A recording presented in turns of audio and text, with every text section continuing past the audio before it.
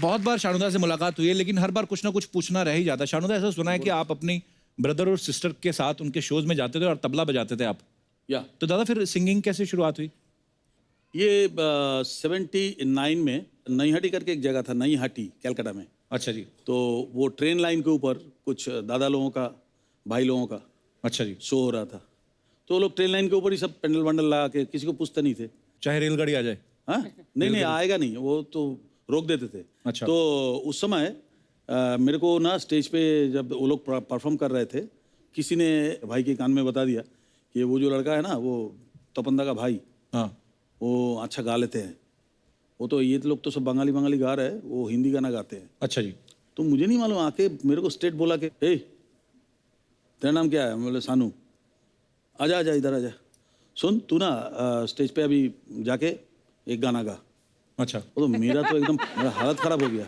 मेरे को माइक पकड़ा दिया, बस चल, ज़्यादा बात नहीं करने का, चल। तो मैं बोला प्लीज़ मेरे से होगा नहीं, मैं कभी गाया नहीं लोगों के सामने। तो खड़ा कर दिया मेरे को धमकी धमकी दे के। तो मैं तो जाके उधर गाना गाना शुरू कर दिया, वो अपना डर के मारे। पहला गाना था वो वादा तेरा वादा। अच्छा जी। तो लोगों को बहुत पसंद आया।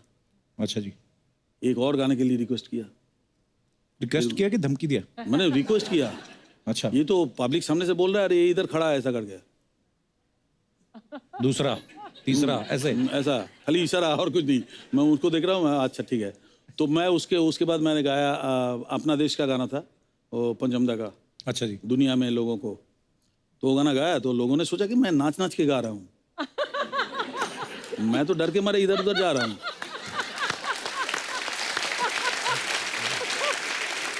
मेरे को पब्लिक बहुत ताली वाली दिया। तो घर में आया तो मेरा बैंड बॉयज जो बैंड का जो लीडर था, वो आशीष उनका नाम था। तो आशीष ने कहा कि मेसोमोसाई मतलब मेरे डैडी को बोलते थे, सानू आज क्या गाना गाया? तो डैडी ने बोला गाना गाया? वो तबला नहीं बजाया? बोले तबला बजाया। बोले गाना भी गाया, डांस कर करके।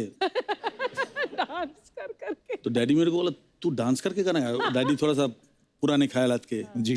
क्लासिकल बड़े गुलाम अली खान साहब के घराने का स्कूल है हमारे वहाँ पे। तो वो प्योर क्लासिकल, तू डांस करके गाया? तो पहला एक सटा के थप्पड़ दिया मेरे को। डैडी बहुत पीटते थे। हैं डैडी मेरे से करीब 5 इंच लंबा था और पठान जैसा था। बातों में बाल पकड़ के ना झूला लेते थे। घर में एक डांडा, पुलिस वाले लोग बाबा डैडी को बहुत प्यार करते थे। तो पुलिस वाले ने कोई एक बड़ा डांडा गिफ्ट किया था, तो तेल वेल लगा हुआ पूरा, उसमें रस्सी के साथ एक झूला हुआ रहता था हमारे घर में, और उस डांडे से पीटते थे। अच्छा हुआ कि हम लंदन में पैदा नहीं हुए। वो डैडी मम्मी आज जेल में होते। तो जो भी है,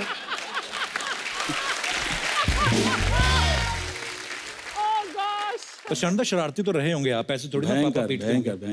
भयंकर शरारती थे। हाँ बहुत ज्यादा, बहुत बदमाश था। दादा ऐसे कहीं सुना हमने कि जैसे जगजीत सिंह साहब हमारे लेजेंडरी गजल गायक, तो उन्होंने कहीं आपको गाते हुए सुना था, उन्होंने भी आपको ब्रेक दिया था। वो कौन सा गाना था दादा? वो मैं वेस्टर्न आउटडोर में गाना गा रहा था, प्यार मांगा है तुम्ही से ना इनकार करो। तो अचानक मेरे को बुलाया, तो मैं अंदर गया तो देखा सामने एक शख्स खड़ा है जिसका नाम है जगजीत सिंह। जगजीत सिंह को देख के मैं हैरान हो गया। मैं पैर वैर छुआ, बोला तेरा अच्छा आवाज़ है, किधर घर किधर है? मैं कलकत्ता। बोले कल सुबह मेरे घर पे आ जाना। तो घर का एड्रेस वगैरह सब दे दिया, घर पे आ जाना। तो नेक्स्ट डे मैं सुबह चला गया उनके घर पे।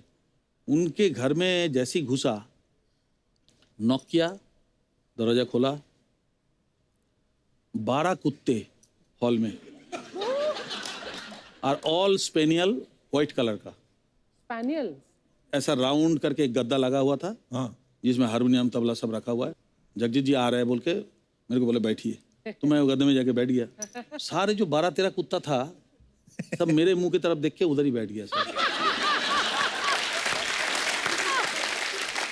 अच्छा, मैं थोड़ी देर बाद मैं बोला कि हारमोनियम बजा लेता हूँ। मैं बोला चलो थोड़ा हारमोनियम। जैसे हारमोनियम में हाथ लगाने गया ना, तो सामने वाला जो 2-3 कुत्ता था ना, तो हमने आहिस्ता करके हाथ हटा लिए।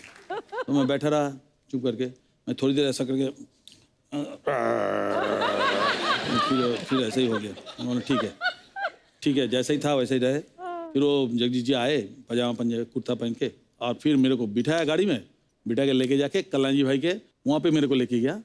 बीजू शाह वगैरह सब म्यूजिशियंस थे वहाँ अच्छा पे। जी। तो मेरे को उन्होंने बिठा के 2-4 गाना सुना, सुन के उन्होंने बोला ठीक है ऐसा करते हैं तुमको, कल्याण जी भाई थोड़ा सा ऐसा ऐसा करते हैं ना, हाथ ऐसा ऐसा करते हैं, तुमको हमारा परसों सन्मुखानंद में शो है तो तुम वहाँ आ जाओ, वहाँ से शुरू करते हैं, देखते हैं तुम कैसे गाते हो। मैं तो एकदम डर गया। तो स्टेज में जाके मेरे को बोलता है आज आपके सामने एक कलकत्ता से आया हुआ एक लड़का है सानू, इसको हम इंट्रोड्यूस कर रहे हैं, पहला चांस दे रहे हैं, ये हमारा आज ओपनिंग करेगा। अगर आप लोगों ने पास कर दिया तो ये पास हो जाएगा, अदरवाइज ये फेल हो जाएगा, इसको बोलूँगा घर जाओ। मैं स्टेज पे गया, मैं स्टेज पे जाके पहला प्रणाम वणाम करके कुछ नहीं बोला, मैं बोला सुर देने के लिए सुर दिया,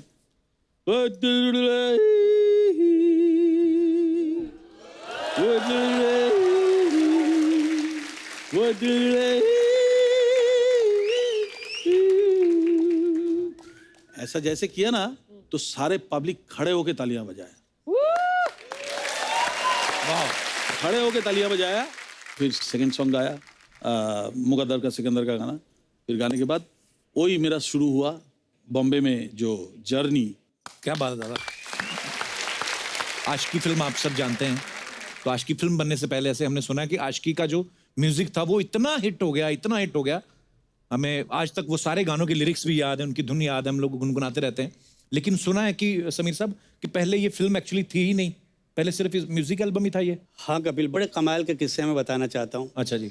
अनुराधा पौडवाल जी एक गाना गा रही थी, मेरी एक फिल्म आई थी बाप नंबरी बेटा 10 नंबरी। हाँ जी। तो उन्होंने कहा कि नदीम श्रवण से कि तुम लोग गुलशन जी से क्यों नहीं मिलते। खैर गुलशन जी से मुलाकात उन्होंने करवाई। अच्छा जी। उसके बाद गुलशन जी ने कहा देखो हम फिल्म तो नहीं बना रहे हैं, हम म्यूजिक बैंक बना रहे हैं, तो आप लोग कुछ गाने उसके लिए रिकॉर्ड करो। उसके बाद अगर हमको लगा कि ये म्यूजिक बैंक के जो गाने बहुत अच्छे हैं तो मैं किसी प्रोड्यूसर को सुनाऊंगा, अगर उसको अच्छा लग गया तो फिल्म बन जाएगी। तो पहला गाना जो हमने रिकॉर्ड किया, जो टाइगर ने गाया, मैं दुनिया भुला दूंगा तेरी चाहत में, बड़ा ही कमाल। और उस एल्बम का नाम था चाहत। अच्छा जी। 5-6 गाने हो गए थे, महेश भट्ट आए और उन्होंने सुने तो उन्होंने बोला यार ये बहुत कमाल का म्यूजिक है, म्यूजिक डायरेक्टर कौन है? तो उन्होंने कहा कि नदीम श्रवण, और गाने किसने लिखे हैं? समीर ने। बोला ये म्यूजिक सुन के मुझे लगता है कि मैं इसके ऊपर एक कहानी बनाऊं। गानों के बीच में फिल्म डाल दी। फिल्म डाल दी। वाह। फिल्म बन गई और उसका टाइटल उन्होंने रखा आशिकी। अच्छा जी। मुझे बुलाया और उन्होंने बोला कि आपको टाइटल गाना लिखना है, और बहुत मशहूर हुआ गाना, आपको याद होगा, सांसों की ज़रूरत है जैसे बड़ा ही ज़िंदगी कमाल के का लिए, गाना है। बस एक सनम चाहिए आशिकी के लिए। गाना हो गया, गाना होने के बाद फिल्म कंप्लीट हो गई। एक दिन गुलशन जी का फ़ोन आया कि वो सबको बड़े भैया बोलते थे, भले आप उनसे छोटे हो, बट वो बोलते थे बड़े भैया। मुझे क्या लगता है कि लोग बोल रहे हैं कि यार ये म्यूजिक जो है ये फिल्म का नहीं लगता, ये किसी एल्बम का लगता है, तो मैं अभी फिल्म रिलीज़ नहीं करूँगा, इसका एल्बम रिलीज़ करूँगा। अच्छा जी। मैं डर गया, मैंने बोला यार ये तो बड़ी मुश्किल हुई। मैंने सीधा नदीम श्रवण को फ़ोन किया, वो लोग भाग के आए और महेश जी के पास हम लोग गए। हमने बोला महेश जी ये तो बड़ी प्रॉब्लम हो गई, गुलशन जी बोल रहे हैं फिल्म नहीं रिलीज़ करेंगे। वो बोले अच्छा अच्छा चलो चलो मेरे साथ आओ। हम तीनों गए। जैसे ही महेश जी ने एंट्री ली तो गुलशन जी ने सुन लिया आवाज़ कि महेश जी आया, और डरते बहुत थे महेश भट्ट से। अच्छा जी। हम अंदर गए तो उन्होंने बोला कि गुलशन जी मैंने सुना है कि आप आशिकी फिल्म रिलीज़ ही नहीं करोगे। बोले नहीं भैया, लोग बोल रहे हैं कि बड़ा प्रॉब्लम है, इसका म्यूजिक तो अच्छा है मगर एल्बम का म्यूजिक लगता है, फिल्म का नहीं। अच्छा जी।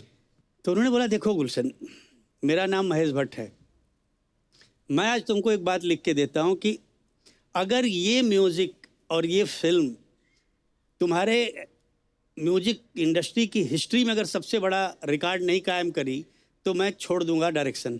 वाह। My God. गुलशन जी ने बोला अच्छा अगर आप ये बात बोलते हैं तो पेपर पे साइन करेंगे। उन्होंने बोला लाओ पेपर। उन्होंने पेपर पे लिखा वाह। कि अगर ये फिल्म हिट नहीं हुई या म्यूजिक नहीं चला तो मैं डायरेक्शन छोड़ दूंगा। और गुलशन जी ने बोला एक और प्रॉब्लम है महेश जी, क्या करें? बोले क्या? बोले लोग बोलते हैं कि ये हीरो हीरोइन बहुत खराब दिखते हैं, ये दोनों की शक्ल हमको पसंद नहीं।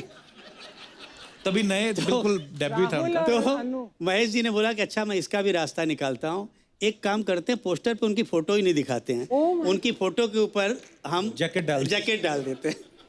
वाओ। उन्होंने बोला अच्छा आपको इतना कॉन्फिडेंस है? बोले हाँ तो बोले अच्छा लीजिए। मैं भी इसके नीचे लिखता हूँ कि मैं ज़िंदगी में आज तक जितना प्रमोशन किसी फिल्म का नहीं किया मैंने, उससे ज़्यादा प्रमोशन इस फिल्म का करूँगा and then become a history बन हिस्ट्री। गई वाकई। दादा एक हमने और सुना है कि आपके घर में कोई शीतला पांडे नाम का आदमी रहता था। ये उनके बारे में कुछ मुझे बताएंगे लगता आप? है तुम पूरा रिसर्च करके आए हो। एक्चुअली समीर साहब का पहले नाम सुना कि शीतला पांडे था। मैंने सुना तो मुझे लगा यार शीतला पांडे मतलब ये कोई एस्ट्रोलॉजर है। आपका नाम शीतला पांडे था? अच्छा तुम्हारा भी कोई टाइगर दादा हमने सुना है आपके घर में भी केदारनाथ भट्टाचार्य रहते थे। शीतला पांडे जी और केदारनाथ भट्टाचार्य जी बड़े सारे राज खुलने वाले हैं। और बड़ी कमाल की कहानी है। जैसा जी। तुमने कहा कि करेक्ट मेरा जो ओरिजिनल नाम था वो शीतला पांड्या। क्यों नाम रखा गया, हमारे यहाँ गांव में अजीब किस्सा हुआ करता था। अगर जिस दिन आप पैदा हुए जी उस दिन अगर कुछ हादसा हो गया हाँ जी। तो आपका वो नाम रख दिया जाता था। बाप जैसे रे। हमारे यहाँ एक आदमी पैदा हुआ तो उस दिन झगड़ा बहुत हो गया गांव में, अच्छा जी। तो उसका नाम झगड़ू रख दिया। तो बोले वर्ल्ड कप जीता तो बोले उसका नाम कप रख दिया। तो बोले यार ये अजीब मुश्किल है। तो मेरी दादी, जब मैं पैदा हुआ तो मेरी दादी के सपने में वो शीतला माता आई थी। तो उन्होंने कहा कि इस बच्चे का नाम आप शीतला रख दो। वाह। अच्छा रख दिया बचपन में, मुझे मालूम नहीं। जब मैंने पहली कविता लिखी तो मैंने उसके नीचे अपना नाम लिखा। तो जितने मेरे दोस्त थे बोले यार ये किसी शायर का नाम नहीं लगता है, बहुत सर का क्लर्क आदमी होगा, कोई बैंक में नौकरी कर रहा होगा, इसका नाम चेंज करो। फिर मैंने नाम चेंज कर दिया। तो मेरा घर में एक और पेट नेम है, मेरी आंटी जो हैं वो मुझे राजन बुलाती हैं। अच्छा जी। तो मैंने राजन रखा। फिर रिएक्शन आया कि यार ये बड़ा अजीब लगता है, किसी राजा महाराजा का नाम लगता है राजन। मतलब फिर मैंने उसमें से एक और वर्ड काट दिया। फिर मैंने अपने नाम के साथ लिखा शीतला पांडे राज। अच्छा जी। तो बोले ऐसा लगता है किसी सस्पेंस फिल्म में लिखने वाला राइटर है। फिर उसको हटा दिया। फिर मैंने देखा एक दिन एक नावल जो है बहुत खूबसूरत नावल था, उसके नीचे उस राइटर का नाम समीर था। अच्छा जी। तो मुझे बहुत खूबसूरत लगा। तो मैंने बोला यार एक काम करता हूँ, मैं ये समीर नाम रख लेता हूँ। समीर नाम रख लिया। तो जब वो नाम लिख के मैंने कविता लिखी तो लोगों ने बहुत पसंद किया और तब से मेरा नाम समीर हो गया। वाह। क्या बात है।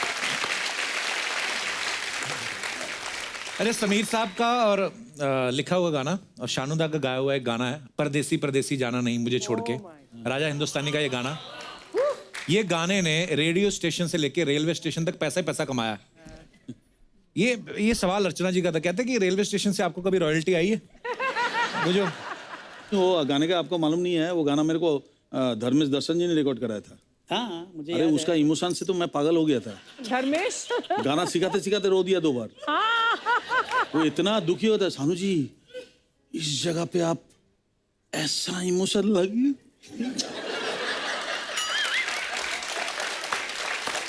दादा दादा दादा दादा हाँ नहीं मतलब भयंकर इमोशनल सीन है।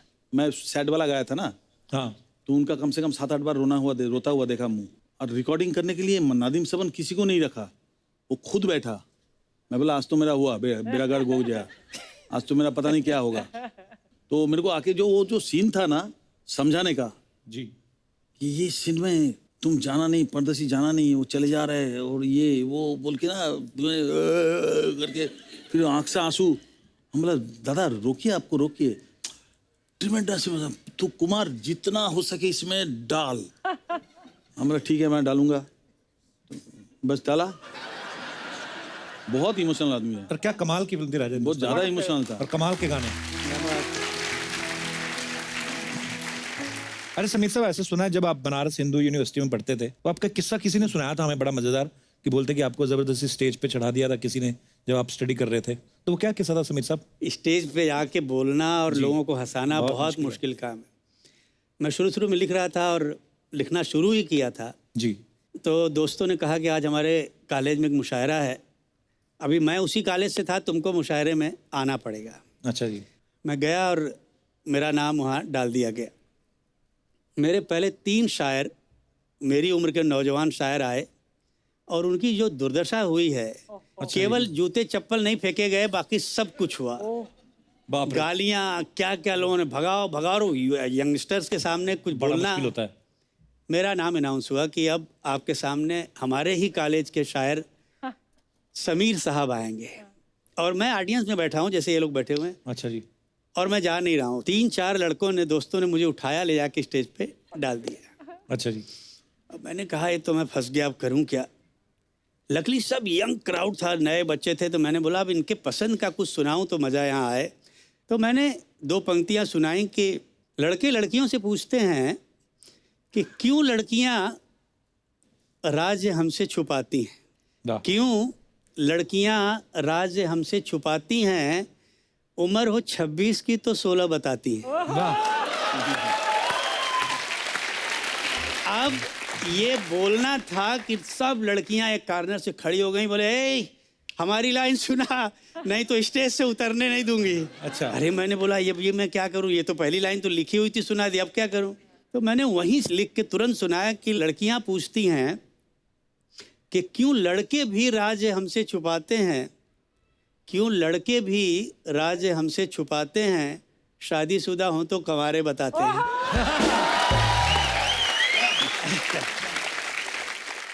अभी क्या यहाँ शेरो शायरी में कुछ इसलिए लेके आया हूँ क्योंकि जहाँ अर्चना जी बैठी हैं वहाँ पे मैदान खाली है, तो मेरा कभी अगर मौका लगे शायद मैं भी क्योंकि मुझे तो कहीं इलेक्शन लड़ना नहीं है, मैं कोई पॉलिटिशियन तो मैं एक अर्चना जी के ऊपर मैं एक चंद शेर, चुकी है हमारी बहुत पुरानी दोस्ती है इनसे। इरशाद। वो कौन है जो तेरे हुस्न पे फिदा नहीं। वाह। हाय हाय। वो कौन है जो तेरे हुस्न पे फिदा नहीं, वाह। मैं बोलता हूँ और कोई बोलता नहीं। क्या बात है। क्या बात है, वाह। शुक्रिया शुक्रिया शुक्रिया शुक्रिया। Thank you Sameer, thank you so much. क्या है कपिल, बात वही होती है जब आप दिल से कहो और दिल पे जाके असर करे। क्या बात है। जब ये और अलका आते थे गाना गाने तो हमेशा नदीम कोई नई ट्यून सुनाते थे, जो ओरिजिनल ट्यून होती थी उसको नहीं, और ये लोग पकड़ लेते थे कि दादा प्लीज जो ओरिजिनल गाना है वो गाना बनाओ। बहुत सारा ऐसा गाने में बहुत सारा अनबन होता था। नादिम के साथ तो हर गाने में, अनुमली के साथ तो हर गाने में झगड़ा होता था। अच्छा। उड़े बाबा, मेरा एक आदत है, मैं फर्स्ट टाइम में कोशिश करता हूँ कि 100% दे देने के लिए। तो मैं फर्स्ट टाइम जैसे ही गाया ना, छी छी छी टाइगर सानू तेरा क्या हो गया यार, समझ रहा। राह में उनसे मुलाकात हो गई, जिसे डरते थे वही बात हो गई। आहा हा हा हा हा। छी छी छी यार, क्या हो गया सानू तेरे को, क्या हो गया आज, क्या क्यों, क्या हो गया, क्या कुछ प्रॉब्लम है? इतना बेसुरा गा रहा है, क्या है यार, सुर में नहीं है, ताल में नहीं है, तेरा क्या हो गया? नहीं नहीं नहीं, तू सीख ले यार, एक बार सीख ले। अब नहीं नहीं, मैं ट्राई करता हूँ, दोबारा देखिए तो सुनाऊँ। हाँ गा। कोई मुंह पे मतलब एकदम कोई प्यार मोहब्बत दया माया कुछ भी नहीं है, कुछ भी नहीं है। एक सिंगर गा गा गा गा रहा हूँ। राह में उनसे मुलाकात हो गई, राह में उनसे मुलाकात हो गई, जिसे डरते थे वही बात हो गई। आहा हा हा हा। गाना हो गया कंप्लीट।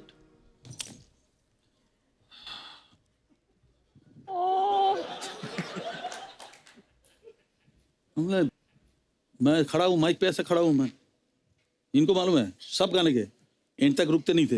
एंड हो गया ना, सीधा उठ के बाहर चला गया।